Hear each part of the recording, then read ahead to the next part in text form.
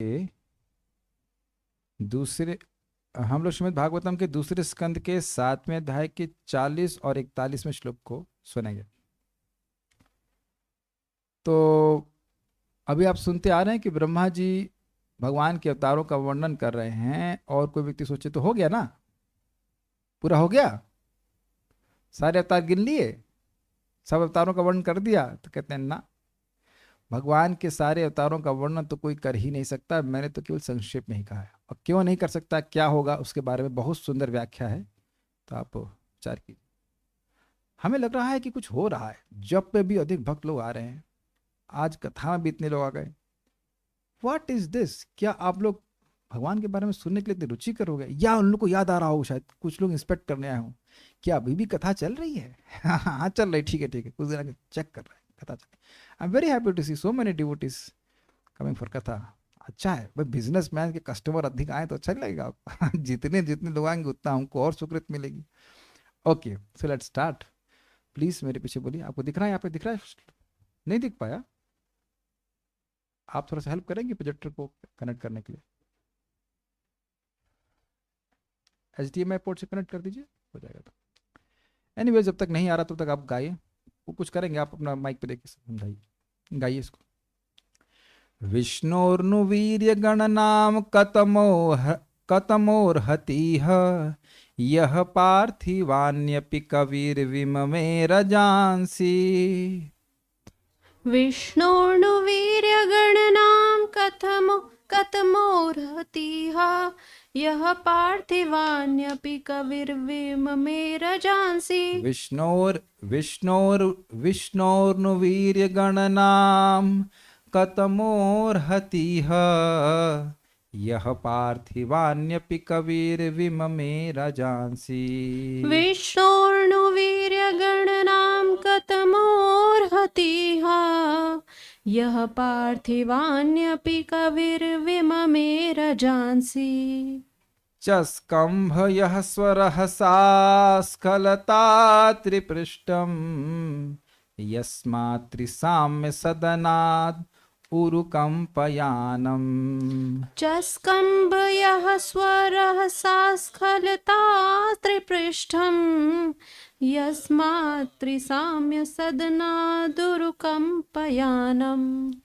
विष्णोर्नुवीर्यगणनां कतमोर्हतिः यः पार्थिवान्यपि कविर्विममे रजांसि। विष्णोर्नुवीर्यगणनां कतमोर्हतिः यः पार्थिवान्यपि कविर्विममे रजांसि। च स्कंभ यः स्वरहसा स्खलता त्रिपृष्टम् यस्मात्रिसाम्य सदनाद् उरुकम्पयानम्। च स्कम्भयः स्वरसा स्खलता त्रिपृष्ठम् यस्मात् त्रिसाम्य सदनाद् उरुकम्पयानम्। विष्णोर्नुवीर्यगणनां कतमोर्हतिः यः पार्थिवान्यपि कविर्विममे रजांसि। विष्णोर्नुवीर्यगणनां कतमोर्हतिः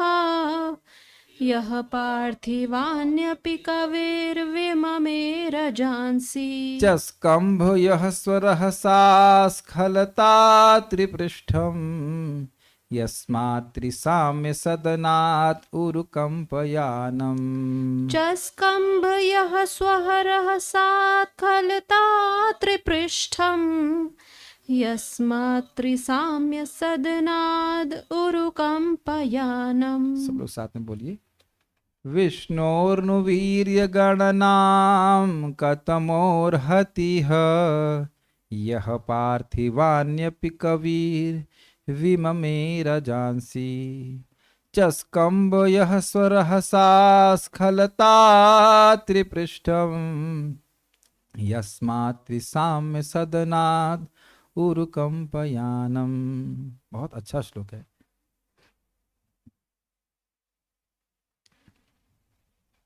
हो गया, बात देखते हैं।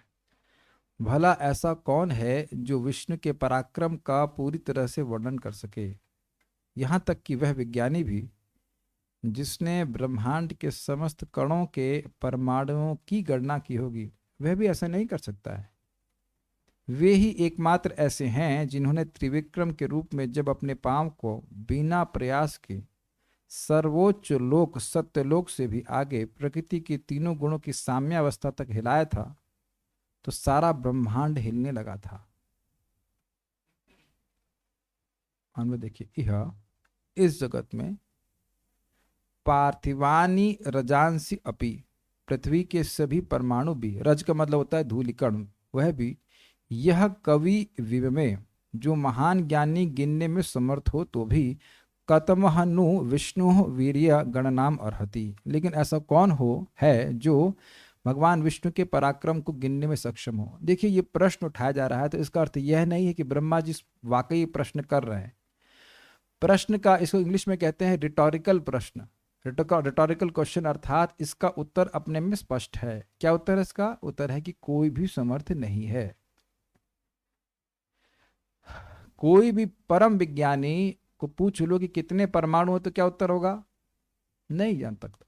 पृथ्वी के अणुओं को, धूली कणों को नहीं जान रहा है, तो फिर अब पूरे ब्रह्मांड के तो कहना है क्या। तो पृथ्वी के सारे कण कितने होंगे, क्या नंबर देंगे आप उसको? अच्छा, ये मानते हैं कि पृथ्वी के सारे कण एक नंबर होंगे? आप कह रहे हो सकता है। अच्छा चलिए, मैं कुछ वैज्ञानिकों से पूछता हूं, जूम पे कोई है। क्या आप ये मानने को तैयार हैं कि पृथ्वी के सारे कण मिलाकर के भी असीमित नहीं है? कृपा चित्रों, इस पे आप क्या विचार करते हैं? जल्दी दीजिए। मैं कहूं कि पृथ्वी में असीमित धूली कण हैं, यस और नो? कृपा चित्रों, पृथ्वी में असीमित धूली कण हैं, यस और नो? चलिए, मैं नाम ही भूल गया, नाम क्या माता जी आपका? हाँ, संयुक्ता देवी माता जी। ये बताइए, पृथ्वी में असीमित धूली कण हैं, यस और नो? मोक्ष माता जी, पृथ्वी में असीमित धूली कण हैं, यस और नो?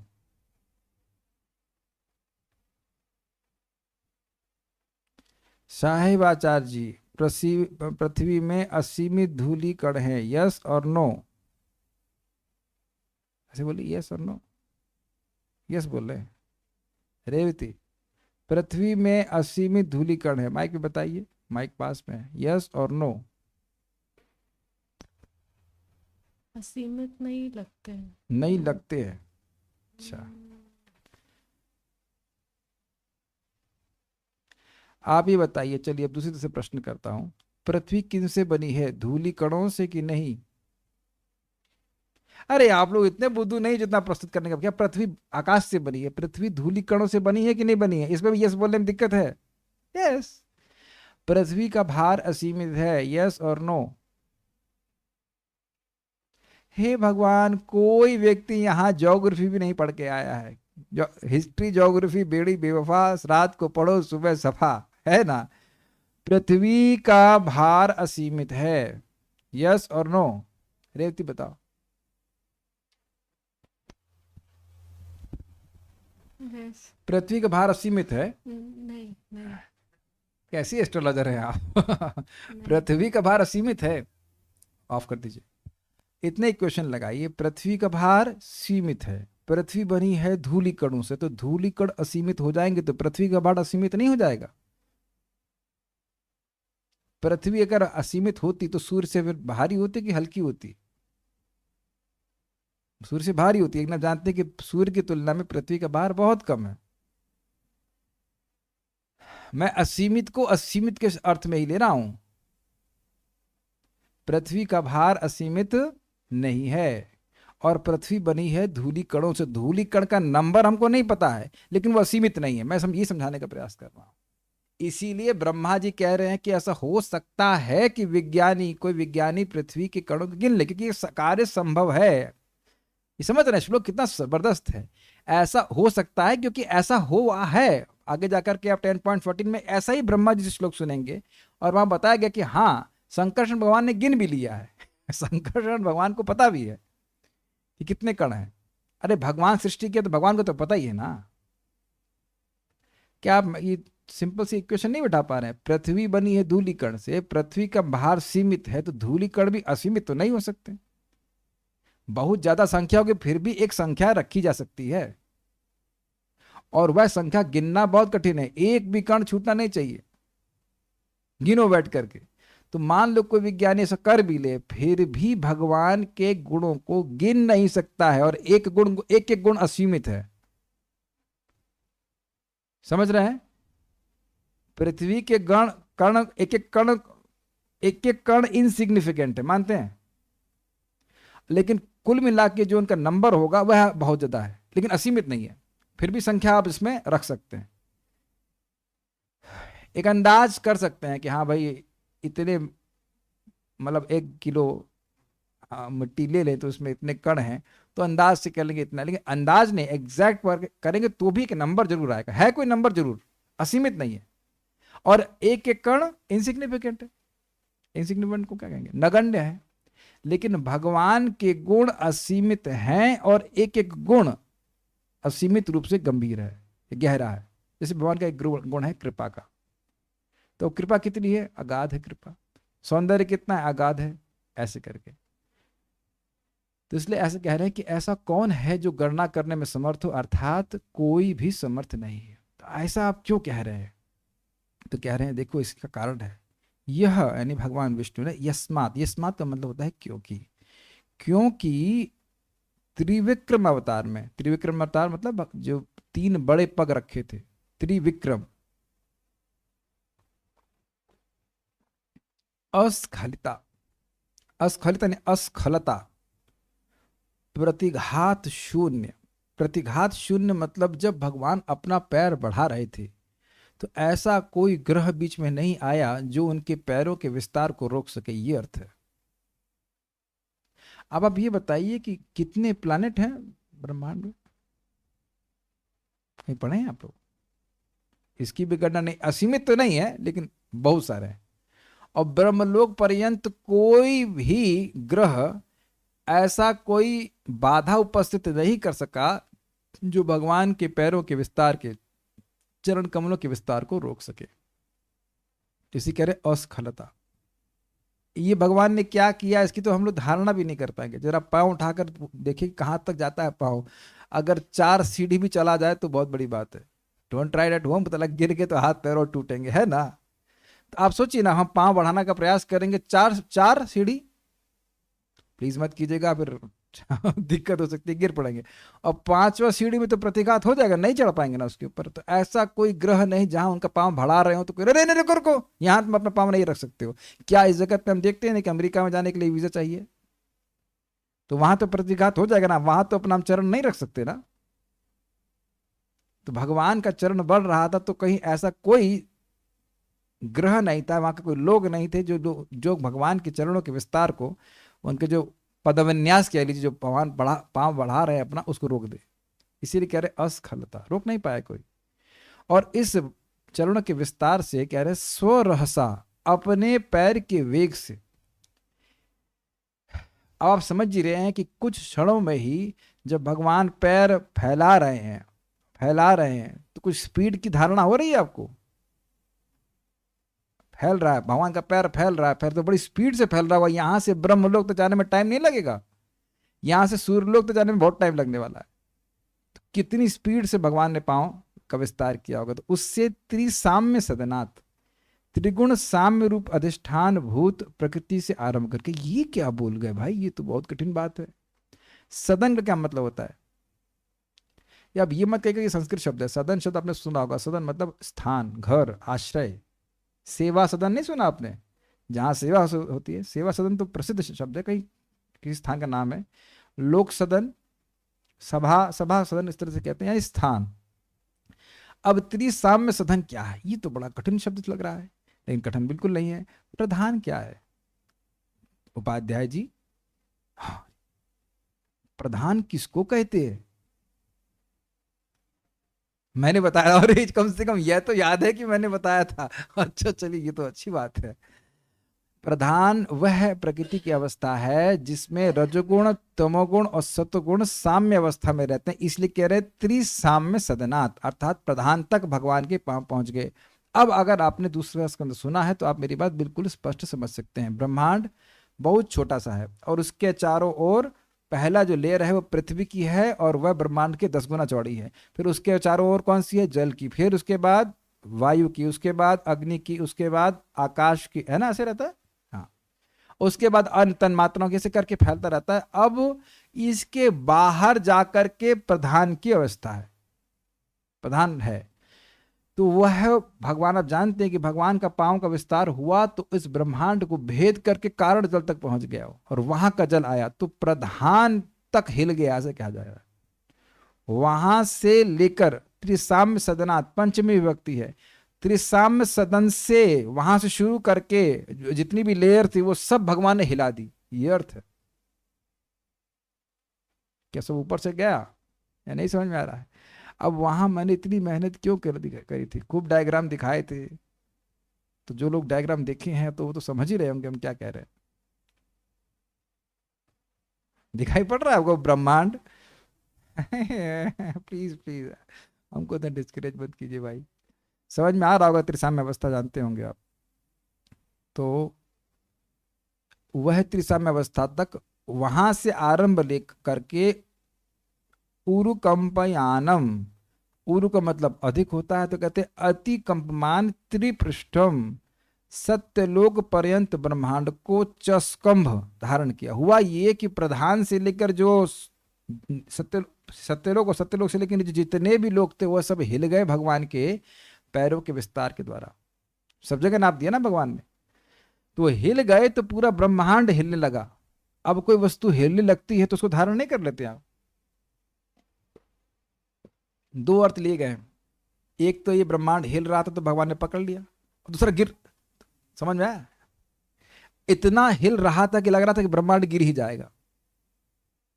कितना ड्रामा करना पड़ता है एक बात समझाने के लिए। हे भगवान, मान लो ये ब्रह्मांड है, तो भगवान ने विस्तार किया तो ऐसे से हिलने लगा, तो भगवान नगरों को थाम लिया। अब ये बात विचार कीजिए, कोई व्यक्ति ब्रह्मांड को थामने में समर्थ है, अब वो कितना शक्तिशाली होगा। ये बताइए कि हम लोग सोच पा रहे हैं कि उस शक्ति कितनी होगी उसके पास?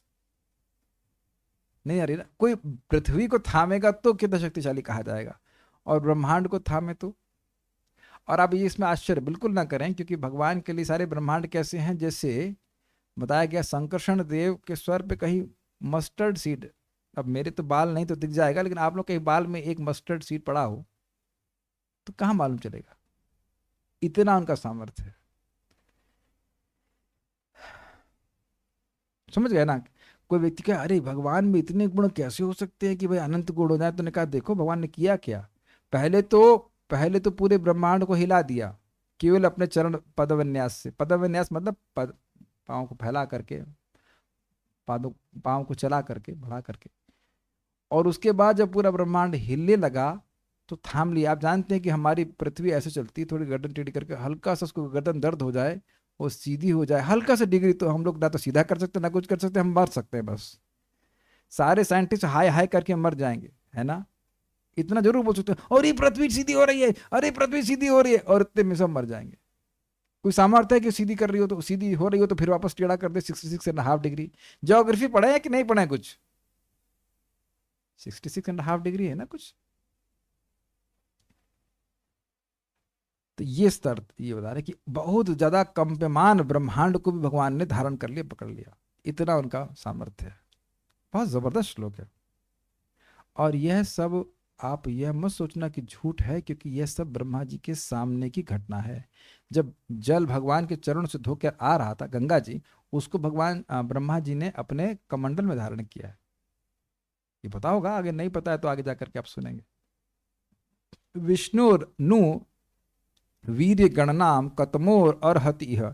इस जगत में ऐसा कौन है जो भगवान के वीर अर्थात उनके पराक्रम या उनके शौर्य की गणना करने में समर्थ है? देखिए, गणना का मतलब समझ रहे हैं, गिनना। जैसे मैं पूछूंगा कितने भक्त हैं, तो कुछ नाम आप नंबर गिन सकते हैं, ये सामने बैठे गिन सकते हैं, लेकिन अब एक एक व्यक्ति में विभिन्न गुण है कि नहीं?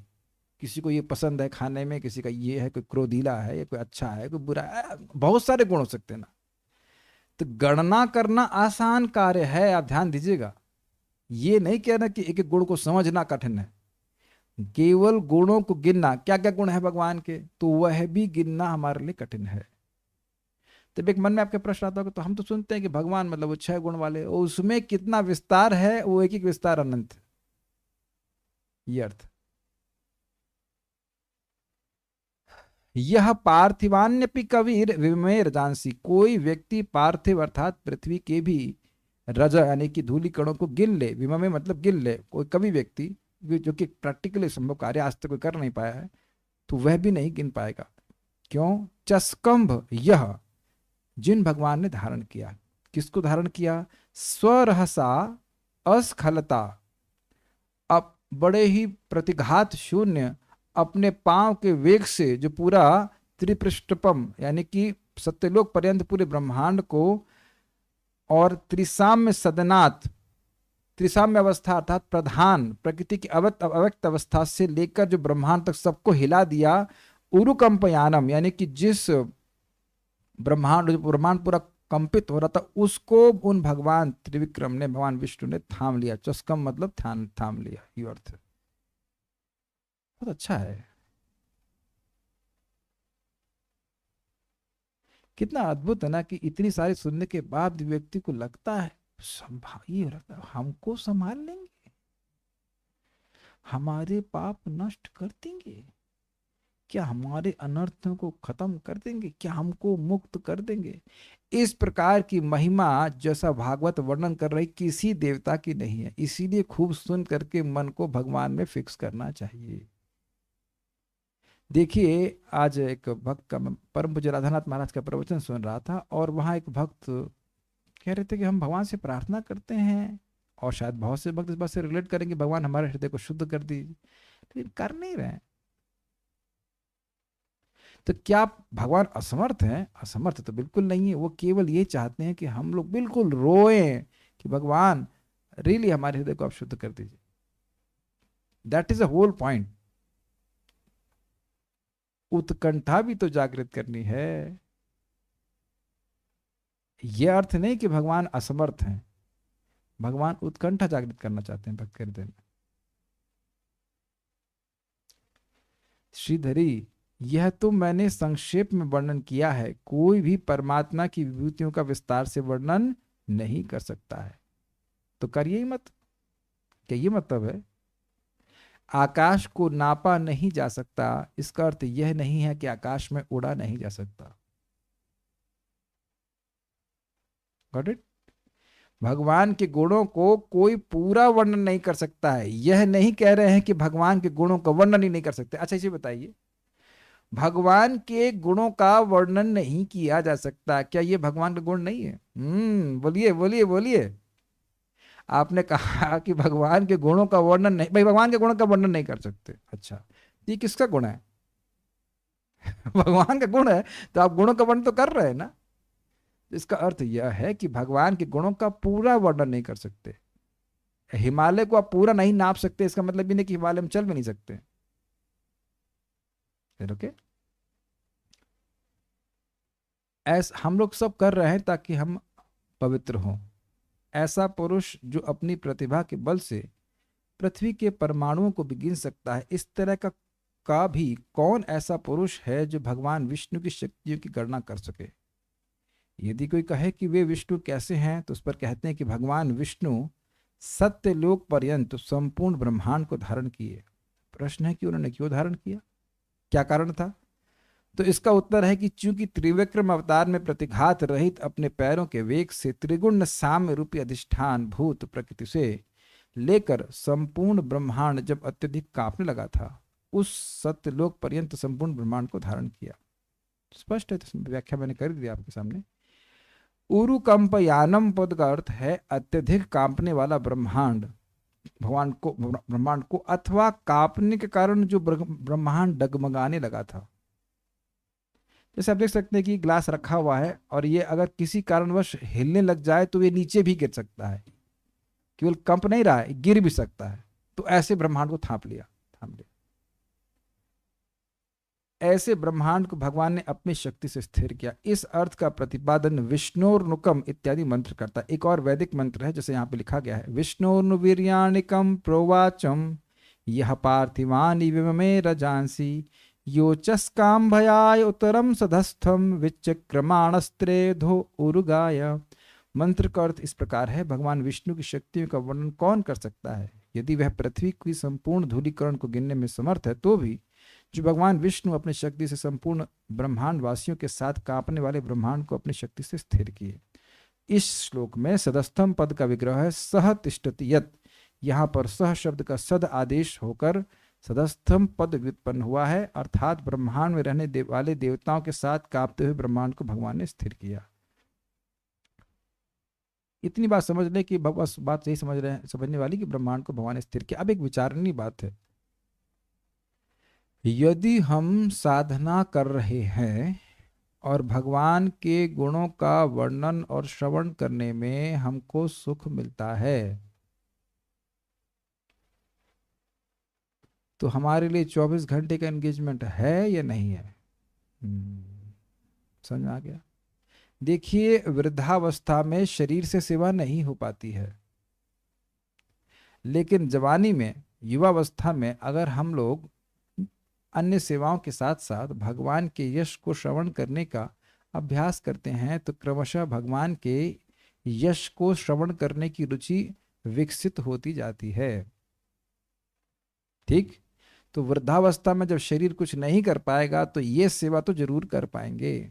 परम पूज्य राधा गोविंद महाराज बहुत बीमार हैं, आप सब लोग जानते ही हैं, कई साल से बीमार हैं। तो उनके एक सेवक हैं, व्यक्तिगत सेवक हैं, संतुष्ट कृष्णा में ना, संतुष्ट कृष्ण प्रभु बोल रहे थे कि महाराज को बोले, महाराज को भागवत पढ़कर सुनाते थे, सुनाते हैं, एटलीस्ट सुनाते थे, तो उस समय तो सुना ही रहे थे, तो सेवा में थे वो। तो महाराज को बोले कि महाराज अब रेस्ट नहीं करेंगे? तो महाराज ने कहा कि आपको पता नहीं कि मेरा रेस्ट क्या है, ये श्रीमद् भागवतम का श्रवण ही मेरा रेस्ट है। एंड देखिए, ये बात महाराज को पब्लिक में ट्विटर करने के लिए नहीं बोल रहे हैं, इट वॉज जस्ट नॉर्मल। सब लोग बातचीत करते हैं ना कि आपको रोटी अच्छी लगती है, हाँ तो रोटी अच्छी लगती है, उसके लिए कोई आपको एडवर्टाइजमेंट थोड़ा ना करते हैं। ऐसा सहज रुचि हो जाना कि बीमारी है, शरीर में रोग है, बहुत रोग है, लेकिन कथा के द्वारा उनको सुख मिल रहा है। तो ऐसे प्रत्यक्ष उदाहरण देख करके हम लोग भी प्रोत्साहित होते हैं कि अगर हम लोग नियमित रूप से कथा सुनते रहेंगे तो क्रमशः हमारे हृदय में भी अविद्या नष्ट होगी, भगवान के गुणों को सुनने की रुचि हमें और उसकी अभिवृद्धि होगी और अच्छा लगेगा। और जब ऐसा समय आएगा जब हम शरीर से सेवा भी नहीं कर पाएंगे तो कम से कम नहीं, मतलब भगवान की जो यश सुनने की रुचि है, जो कि मुख्य सेवा है से कहना चाहिए, और अनगिनत सेवा, क्योंकि भगवान के यश का विस्तार कितना है, असीमित है। करते जाइए, करते जाइए, करते जाइए, करते जाइए, करते जाइए, कभी समाप्ति ही नहीं होगा। कितना बढ़िया एंगेजमेंट है, तभी आप कहेंगे नहीं कभी प्रभु जी I don't have any service. Prabhupada ji कहते हैं तुम कहते हो कि कोई सेवा नहीं है, और महाप्रभु कहते हैं कीर्तनीय सदा हरि। श्रवण कीर्तन स्मरण तो पहले ही सर्वश्रेष्ठ सेवा कह दी गई भगवान की। तो आप विचार कर लीजिए। और मान लो कोई बोलने सुनने वाला नहीं हो तो स्मरण कर सकते, पढ़ सकते हैं। तो बुद्धिमान व्यक्तियों को संभव हो तो युवावस्था से ही, जब भी आपने पकड़ लिया इस बात को, भगवान के यश को श्रवण करने का अभ्यास करना चाहिए, उसमें रुचि जागृत कर लेनी चाहिए। ठीक है?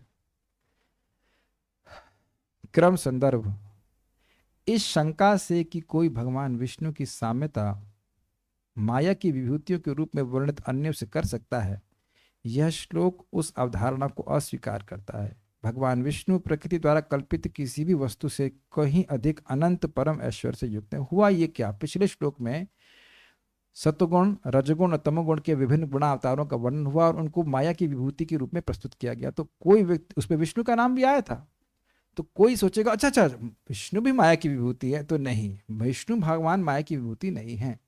माया का आधिपत्य तो ब्रह्मांड में ही है ना, भौतिक जगत में ही है। तो यहाँ बोल दिया पूरे ब्रह्मांड को जो हिला दिए, तो वो माया की विभूति कैसे हो सकते हैं?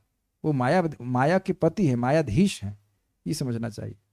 इसलिए कह रहे हैं यहाँ पे तुरंत ही ब्रह्मा जी क्लियर कर रहे हैं कि नहीं, भगवान के गुण अनंत हैं। भगवान के जो व्यक्ति माया के द्वारा सृष्ट है वो असीमित कैसे हो सकता है, आप बताइए। जो माया की विभूति है तो वह असीमित नहीं हो सकता है। भगवान मायाधीश हैं, ये बात यहाँ एकदम स्पष्ट की जा रही कि भगवान असीमित है। कोई व्यक्ति भगवान के गुणों को गिन नहीं सकता है। तो ये बात क्लियर होनी चाहिए कि कोई व्यक्ति ये ना सोच ले कि भगवान विष्णु माया की विभूति है। वो मायाधीश है, माया के स्वामी है, माया के ईश्वर है। इसलिए वह श्लोक को बोल रहे हैं।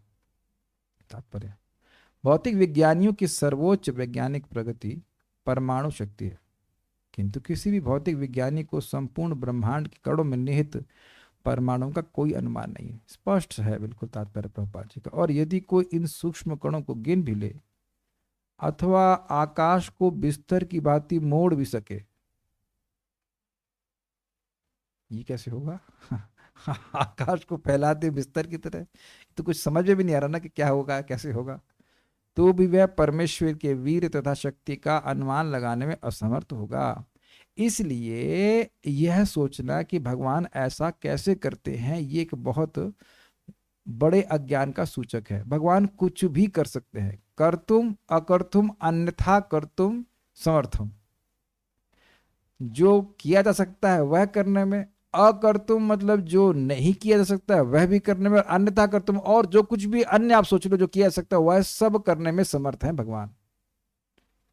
एक अन्यथा कर्तुम का नहीं, अन्यथा कर्तुम का अर्थ है जो किया है उसको अंडू कर देना, अन्यथा कर्तुम अलग कर देना, उसको जो कुछ किया उसको घुमा देना। सब कुछ भगवान कर सकते हैं। तो क्या भगवान अपने आप को पुस्तक के रूप में विस्तारित नहीं कर सकते?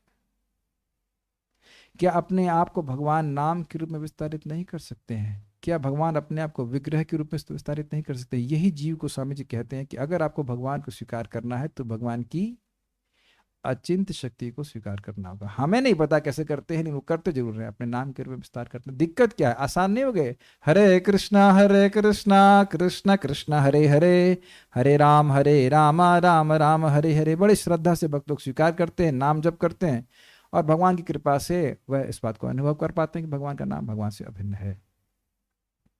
ठीक है, वे त्रिविक्रम कहलाते हैं क्योंकि अपने वामन अवतार में उन्होंने पदचाप को सर्वोच्च सत्यलोक से भी आगे फैला दिया था और वे तीनों गुणों की साम्य अवस्था तक पहुंच गए थे। इसका नाम क्या है उपाध्याय जी? तीनों गुणों की साम्य अवस्था को क्या कहते हैं? प्रधान कहते हैं। तो इतनी देर में क्यों बोला? ठीक, तात्पर्य में लिखा नहीं था। जिसे भौतिक जगत का छादन कहा जाता है, कोश कहा जाता है, उसी जगत से, उसी प्रधान से सारा जगत आया है। भौतिक आकाश के ऊपर भौतिक छादन के 7 स्तर या कोश हैं और भगवान ने इन 7 को भेद दिया था। याद आ रहा है आपको? पृथ्वी, जल, वायु, अग्नि, आकाश और क्या था, मन, बुद्धि, अहंकार, ऐसे कुछ था, महतत्व ऐसे करके था। 7 कोश, तब मैं भूल गया, लेकिन ऐसे लेयर्स थे। उन्होंने अपने अंगूठे से छेद बना दिया जिससे होकर कारणार्णव का जल भौतिक आकाश में छन कर पहुंचता है और यह धारा पवित्र गंगा नदी कहलाती है जो तीनों लोकों को पवित्र बनाती है। दूसरे शब्दों में विष्णु के समान दिव्य शक्ति वाला अन्य कोई नहीं। वे सर्वशक्तिमान है और न तो कोई उनके समान है न उनसे बढ़कर। ये बात हमें बार बार सुनने की क्या जरूरत है? ताकि भगवान की शरण लें। इस जगत में थोड़े थोड़े करिश्मे व्यक्ति देख लेता है और उनको भगवान मानने की गलती कर बैठता है। कोई करके दिखाए ऐसा? पूरे ब्रह्मांड को नापने का, देखने का प्रयास करे। श्रील प्रभुपाद से पूछा किसी ने, कोई पूछ रहा है, मैं रिकॉर्डिंग सुन रहा था, कि क्या आप अपना विश्व रूप दिखा सकते हैं? तो कह रहे तुम, इसका मतलब है कि तुम मूर्ख हो और तुमको पता नहीं कि कृष्ण कौन है। तुम मुझसे विराट रूप दिखाने के लिए बोल रहे हो, तो क्या मैं कृष्ण हूं? क्या ये मेरी शक्ति है कि मैं विराट रूप दिखा सकता हूं? इसका मतलब तुमको पता ही नहीं कि कृष्ण है कौन। फिर प्रभुपाद जी कहते हैं, नहीं, मैं कृष्ण नहीं हूं।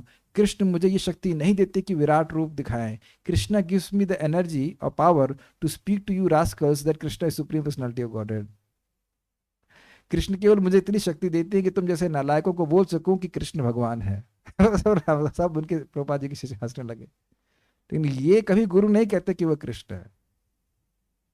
आप जानते हो कि ना जानते हो, प्रभुपाद जी की लीलामृत में आप पढ़ेंगे, जब प्रभुपाद भारत में थे आए थे, तो कुछ उनके शिष्य ये हल्ला कर दिए कि प्रभुपाद कृष्ण है। उस समय प्रभुपाद जी बड़े क्रोधित हुए और उन लोगों को इस्कॉन के बाहर कर दिया। फिलोसफिकल डिवीजन कभी नहीं होना चाहिए। बाकी जितना पतन होगा वो सब ठीक है, वो कोई ठीक है, मतलब वो तो ठीक हो जाएगा, लेकिन कोई ये दिमाग में घुसा ले कि गुरु भगवान है तो गड़बड़ हो जाएगा। गुरु भगवान के नहीं, गुरु भगवान की कृपा की प्रतिनिधि। अब ऐसा नहीं गुरु से सारे ब्रह्मांड निकल के आ रहे हैं, अब गुरु ही जो है पांव फैला रहे तो पूरा ब्रह्मांड हिल रहा है, ऐसा नहीं होता है ना। गुरु कभी कहते हैं इस तरह से, ये बात है।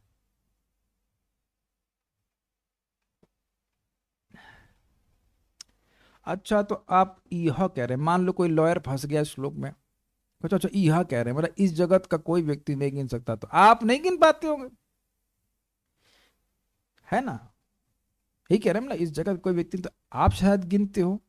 सॉरी, ऐसे कह लीजिए कि मान लो कोई कहे कि भाई ठीक है, इस जगत का कभी विज्ञानी नहीं जान पा रहा है, तो आप तो जान रहे होंगे ना, आप तो ब्रह्मा है भाई।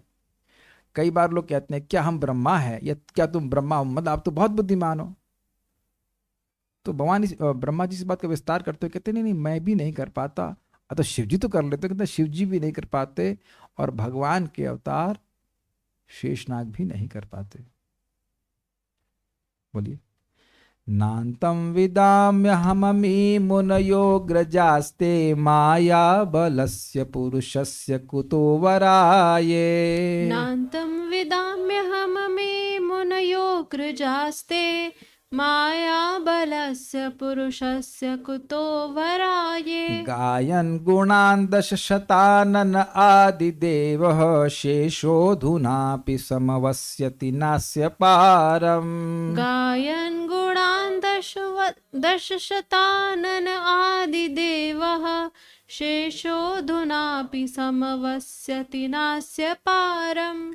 नान्तं विदाम्यहममी मुनयोग्रजास्ते मायाबलस्य पुरुषस्य कुतो वराये। नान्तं विदाम्यहममे मुनयो गृजास्ते मायाबलस्य पुरुषस्य कुतो वराये। गायन् गुणान् दशशतानन आदिदेवः शेषोऽधुनापि समवस्यति नास्य पारम्। गायन् गुणान् दशशतानन आदिदेवः शेषोऽधुनापि समवस्यति नास्य पारम्।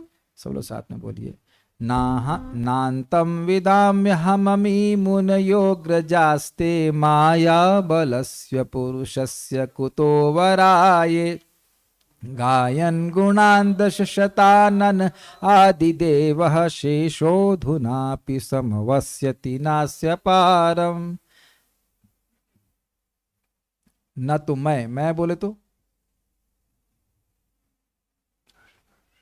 खुसफुस खुसफुस, कौन कौन डाउट है? ब्रह्मा जी। ना तुमसे, तुमसे कौन? Narad ji, very good.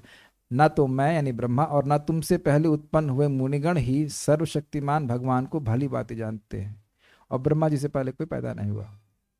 अतः जो हमारे बाद उत्पन्न हुए वे उनके विषय में क्या जानेंगे। कभी कभी इस जगत में कोई युवा लड़का अपने बाबा जी को बोले कि भक्ति करो, अरे अरे हमारे सामने चड्डी में घूमता था, तो बोलते थे हमारे सामने पैदा हुआ, हमको शिक्षा दे रहा है, मतलब ऐसे समझ ले कि वो ब्रह्मा ही होगा। सब केवल वृद्धावस्था से तो ना व्यक्ति ज्ञान प्राप्त कर लेता है, लेकिन एक बात कही जाती है कि हमारे सामने पैदा हुआ और हमको सिखा रहा है, तो जानी उनका ये आशय रहता है कि जो बाद में पैदा हो उसे कम ज्ञान होता है। तो ब्रह्मा जी कह रहे जब मैं नहीं जान रहा हूं तो आगे वाले तो मुझसे कम ही जानते हैं ना, ये अर्थ। यहां तक कि भगवान के आदि अवतार शेष भी जो अपने एक सहस्त्र मुखों से भगवान के गुणों का वर्णन करते रहते हैं, ऐसे ज्ञान का अंत नहीं पा सके हैं। कब से कर रहा है सहस्त्रानंद? हम लोग तो एक मुख से बोल रहे हैं और जानते कुछ है नहीं ज्यादा। अब भगवान सहस्त्रानंद आदिदेव शेष, सहस्त्र शेष, सहस्त्रानंद शेष, सहस्त्रानंद मतलब सहस्त्र मुख वाले शेष, उनकी शक्ति का, उनकी ज्ञान शक्ति का तो आप अंदाजा लगा ही नहीं सकते, और वह भी भगवान के गुणों का गणना नहीं कर पाए। ठीक है। पुरुषस्य माया बलस्य, भगवान विष्णु की माया के बल, उनकी शक्ति के बल का अंतम अहम न विदामी, अंत अपार मैं नहीं जानता। और यही बात हम पहले भी सुन चुके हैं 6ठे अध्याय में कि भगवान भी अपनी माया के पार को नहीं जानते। अरे ये भगवान तो सर्वज्ञ है, भगवान अपनी माया के पार को क्यों नहीं जानते हैं? तो आपको याद है बताया गया था कि जो चीज का अंत हो ही नहीं उसको नहीं जानने से सर्वज्ञता की हानि नहीं होती है, क्योंकि भगवान की शक्तियों का अंत है ही नहीं। मान लीजिए आकाश डिंब, आकाश डिंब समझते हैं? आकाश में जो होने वाले अंडे होते हैं, नहीं आकाश पुष्प, सॉरी आकाश पुष्प जो होते हैं, जानते होंगे आप लोग? आकाश पुष्प नहीं जानते ना? तो आकाश पुष्प होता ही नहीं है। घोड़ा का डिंब, घोड़े के अंडे नहीं जानते, तो फिर क्या जाना आप? तो आप ऐसा नहीं कह सकते जो घोड़े के अंडे होते ही नहीं है, आकाश पुष्प होता ही नहीं है, तो उसको नहीं जानने से किसी की सर्वज्ञता का तो नाश नहीं होगा। सर्वज्ञ मतलब जो है उसको जाने, जो है ही नहीं उसको नहीं जानने से सर्वज्ञता का नाश तो नहीं होगा ना। बहुत सुंदर बात है ये। तो माया के पार का अंत है ही नहीं, तो भगवान भी अपनी माया के पार को नहीं जानते हैं, तो अन्य का तो कहना क्या। ये सुन पढ़े थे कि नहीं पढ़े थे? ये पढ़े थे, विश्वास कीजिए कि पढ़े थे। हाँ 6ठे अध्याय में ढूंढ लीजिएगा, पढ़े थे इस बात को, बहुत उस पर विचार किए थे। बड़ा सुंदर बात थी ये। माया पर महाराज जी कई बार उसको बोलते हैं, अरे भगवान अपनी माया के पार को नहीं जानते, क्योंकि अनंत है वो। जो चीज अनंत है इसका अंत है ही नहीं, उसके अंत को नहीं जानने से भगवान की सर्वज्ञता में दोष थोड़ा ना हो जाएगा। कठिन है ना समझना, है ना? आप सोचेंगे ना कि सर्वज्ञ तो सब जानेगा, तो सब जानेगा वो जानेगा ना जो है ही नहीं उसको कैसे जानेगा? आप लोग को मुश्किल लग रहा होगा, हम लोग पूरा क्लास कर चुके हैं, उस पर श्लोक ढूंढ सकते हैं आप लोग। 6ठे अध्याय में था ये। अहम ना विदामी, मैं नहीं जानता। ते अमी, तब तुम एवं यह सब अग्रजा, तुम और अमी, अमी मतलब ये सब, अग्रजा मतलब तुमसे जो पहले पैदा हुए, तुमसे पूर्व उत्पन्न, मुनयः अपि, सनकादि मुनि भी नहीं जानते। आप जानते हैं कि सबसे पहले 4 कुमार आए थे, उसके फिर क्रम में और लोग आए थे, मरीचि आदि, उसके बाद नारद जी आते हैं। जहां तक मुझे स्मरण हो सकता है, मैं गलत हूँ कि नारद जी सबसे छोटे हैं, सबसे अंत में आए, लेकिन अब कुछ अलग भी हो सकता है, लेकिन काफी बाद में आए नारद जी। 10 शतानन, 1 सहस्त्र मुखों वाले आदिदेव शेष, यानी भगवान का प्रथम अवतार अनंत शेष। इसकी चार्जिंग नहीं हो रही,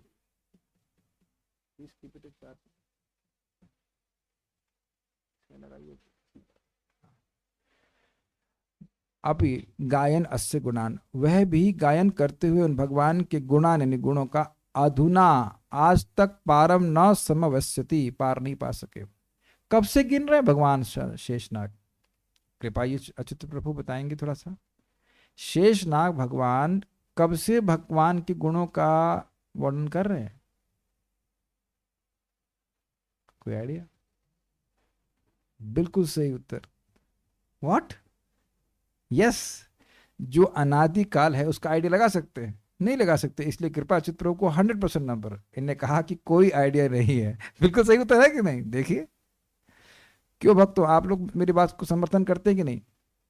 कृपा अच्युत प्रभु ने कहा कि हमको नहीं पता कि कब से शेषनाग गा रहे हैं, तो बिल्कुल सही उत्तर है। अनादि काल का मतलब आप नंबर सेट नहीं कर सकते, अनादि काल से भगवान गा रहे हैं, तो नहीं, तो सही उत्तर हुआ ना। भागवतम ऐसे ही है, आप हमेशा सही हो सकते हैं। यस, अनादिकाल में कितना समय बीतता है, क्या बोलेंगे आप?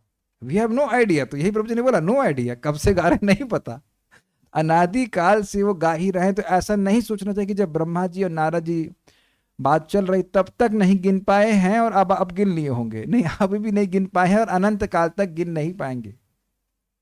गुणों को नहीं गिन पाएंगे, क्योंकि एक एक गुण, और उसमें भी एक एक गुण अनंत है। ठीक है, लेकिन इसका अर्थ ये नहीं कि गा गा कर खुश नहीं हो पाएंगे।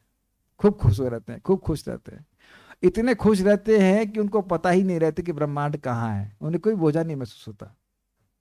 ठीक है, पारम न समवस्यति, पार नहीं पा सके। अवराकुतः, अतएव हमारे बाद उत्पन्न लोग क्या जानेंगे। तो इसलिए जो कोई कहता है, स्पेशली भारत में ये रोग है, हाँ हमको मत बताओ ये कृष्णा, कृष्ण हम जानते हैं, हम जानते हैं, बहुत जानते हैं, ये है बीमारी। कुछ भी कृष्ण के बारे में नहीं जानते। देखिए ये तो आप सभी लोग जान रहे हो कि कृष्ण का नाम जरूर सुने होंगे, लेकिन जितना भगवान के बारे में अब आप जान रहे हो उतना तो बिल्कुल नहीं जानते थे। और अभी भी पूरा नहीं जान रहे।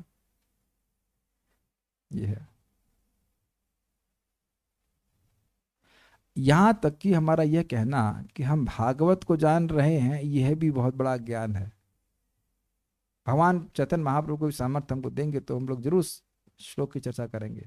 61 अर्थ आत्म राम श्लोक।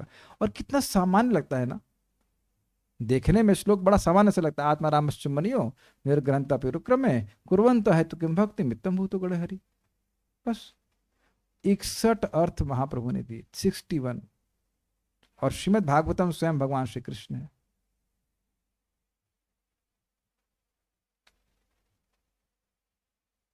श्रीधरी श्री भगवान के गुणों के अंत का ही विस्तार से वर्णन करते हुए, अनंत है ना, अनंत यानी इनमें कोई अंत नहीं है, उनका ही विस्तार से वर्णन करते हुए ब्रह्मा जी कहते हैं, माया नामक शक्ति संपन्न श्री भगवान की सारी शक्तियों को मैं नहीं जानता। मतलब कुछ कुछ जानता हूं, लेकिन सबको कुछ मैं नहीं जानता। तुम्हारे बड़े भाई जो सनकादि महर्षि वे भी नहीं जानते। 1000 मुख वाले आदिदेव शेष जी भी भगवान के गुणों का ज्ञान करते हुए उन सबों के अंत का पता आज तक भी नहीं लगा सके। सारा दर्शनी यही बात नान्तम आदि द्वारा अधिक प्रतिपादित की गई है। जो पिछले श्लोक में बोला गया था उसी को विस्तार से बोल रहे हैं। मैं उन पुरुष की माया शक्ति के बल का अंत ही नहीं जानता, तो उनकी चित्त शक्ति का तो कहना ही क्या ये भाव है। समझ में आया? चित्त शक्ति क्या है? भगवान की अंतरंगा शक्ति। जब उनकी मैं माया शक्ति यानी जड़ शक्ति के वैभव का विस्तार कहीं नहीं को नहीं जानता हूं, तो उनकी चित्त शक्ति के विस्तार को तो कहना है कि आध्यात्मिक जगत में वो किस प्रकार से लीला कर रहे हैं उसको मैं कैसे समझ पाऊंगा। अनंत शेष को भी प्राकृत अप्राकृत जगत संबंधित उनके गुणों की गायन का कोई अंत नहीं प्राप्त होता। तो ये बात बड़ी स्पष्ट है। तात्पर्य देखिए, सर्वशक्तिमान भगवान की 3 मूल शक्तियां हैं, अंतरंगा, बहिरंगा तथा तटस्था। उपाध्याय जी, आप इनमें से कौन सी शक्ति हैं? ढूंढो, बताओ। नहीं पता? सुमुख प्रभु, आप अंतरंगा शक्ति हैं, बहिरंगा शक्ति हैं कि तटस्था शक्ति है? यस, सही उत्तर। हम लोग तटस्था शक्ति हैं। रेवती माता जी, ये बताइए कि ये तटस्था क्यों कहते हैं? जीवों को तटस्था क्यों कहते हैं? प्रभु जी, तटस्थ इसलिए कहते हैं कि वो या तो भगवान को भक्ति चुन सकते हैं या फिर वो चाहे तो माया को भी चुन सकते हैं। Very good. तट पे स्थित जीव क्या तो जल में जा सकता है, ये पृथ्वी पर। ये हम लोग तटस्था हो गए। बहिरंगा कौन से हैं? जो बाहर के रंग दिखाए सके। बस ये गलत है, ये एक्सप्रेशन नहीं है। बहिरंगा, बहिरंग, बाह्य अंग कहना चाहिए, बहिरंग नहीं कहना चाहिए। बहिरंग मतलब बाह्य अंग। कौन सी है? माया शक्ति। अंतरंगा श्रीमती राधा रानी, अंतरंग शक्ति। और इन तीनों शक्तियों के अनंत विस्तार है। अतः शक्तियों के विस्तार की गणना कर पाना किसी के लिए संभव नहीं है। यहां तक कि भगवान स्वयं शेष अवतार में इन शक्तियों का अनुमान नहीं लगा पाते, यद्यपि वे अपने सहस्त्र मुखों से इनका वर्णन करते रहते हैं। चैतन्य भागवत में या चैतन्य चरितामृत में किसी में एक जगह वर्णन रहा कि भगवान चैतन्य महाप्रभु कुछ क्षणों में जो लीला कर देते हैं उसका वर्णन कई समय तक सहस्त्र मुख शेष नहीं कर सकते हैं। तो भगवान अनंत हैं। और इस प्रकार से आपने सुना भी होगा, हरि अनंत, हरि क्या है? हरि अनंत, हरि कथा अनंता। आगे क्या है? इसके कुछ और भी है। हरि पूरे प्यार ऐसी आती है ना, हरि अनंत, हरि कथा अनंता, और आगे कुछ ऐसे करके भी है। तो इस प्रकार का हमारा अगर श्रवण कीर्तन का टेस्ट मिल गया तो हमारे पास अनंत समय तक बहुत अच्छा एंगेजमेंट है। और यही मुख्य सेवा है भगवान श्री कृष्ण की। I just see there some comments और क्वेश्चंस। ओके, कोई प्रश्न नहीं है, ठीक है। सुनहु कहिबु बहु विधि सब संता। आहा, हरि अनंत, हरि कथा अनंता, सुनहु कहिबु बहु विधि सब संता। आगे क्या जोड़ देंगे इसमें? राम सिया राम, सिया राम, जय जय राम, राम सिया राम, सिया राम, से राम। ठीक है, हाँ, राम सिया राम तो था ही इसमें। वेरी गुड, हाँ, very good Rahul Raj Prabhu, thank you, thank you, thank you. तो ये आज हमें सीखने को मिला। हरि अनंत, हरि कथा अनंता। फिर से पढ़ा जाए, हमको बड़ा अच्छा लगा। क्या लिखे हैं? कही सुनहि बहुविधि सब संता। कहते हैं, सुनते हैं बहुत प्रकार से संतगण। फिर से गाया जाए, हरि अनंत हरि कथा अनंता, कहहि सुनिहि बहुविधि सब संता। राम सिया राम जय जय राम, राम सिया राम जय जय राम। तो इसी प्रकार से अपना जीवन जिए, जैसे भागवत पे बोला जाएगा आगे, बिना हरेर कर्ण पीयूष पानात। ऐसा जीवन जीना चाहिए कि एक भी दिन भगवान की कथा के अमृत को पिए बिना व्यक्ति जीवन यापन ना करे। बहुत बहुत धन्यवाद। तो यहाँ रुकते हैं। श्रीमद् भागवतम की जय, श्रील प्रभुपाद की जय, निताई गौर प्रेमानंदे।